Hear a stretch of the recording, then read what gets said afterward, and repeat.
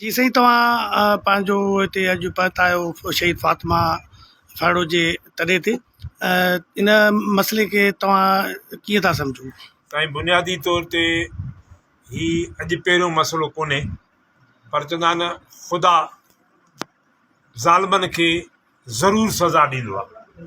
तारीख़ में ॾिसंदासीं त अलाए केतिरियूं असांजूं फातिमाऊं अहिड़े ज़ुल्म जो शिकार थियूं, पर उहे ज़ाहिर न थियूं। अॼु ख़ुदा उन्हनि ज़ालिमनि खे ज़ाहिर कयो आहे जिन फातिमा सां ज़ुल्म कयो आहे। इहा फातिमा सिर्फ़ु फरड़ो न आहे, इहा फातिमा असां सभिनी सिंधियुनि जी न्याणी आहे। उहा चांडे जी बि आहे। साईं, हिन इशूअ खे हिन वक़्तु इंटरनेशनल लेवल ते हाई अलर्ट कयो वियो आहे। जी जी जी इन बारे में तव्हां छा चवंदो? असां चवंदा हीउ अहिड़ो इशू आहे जंहिंखे अञा अॻिते वधायूं। हे अक़वाम मुतहद में बि केस वियो आहे, जनीवा में बि केस वियो आहे, सॼी दुनिया में वियो आहे। अहिड़ी बर्बरियत जेका आहे न, इहा असुल में जागीरदारी जो ई सबबु आहे। पीर परस्ती बि जागीरदारी आहे, छो त जागीरदारी में इल्मु कोन्हे। जॾहिं जिते इल्मु न हूंदो उहो जहालत हूंदी, ऐं जिते जहालत हूंदी उते अहिड़ा ज़ुल्म जा माण्हू शिकार थींदा।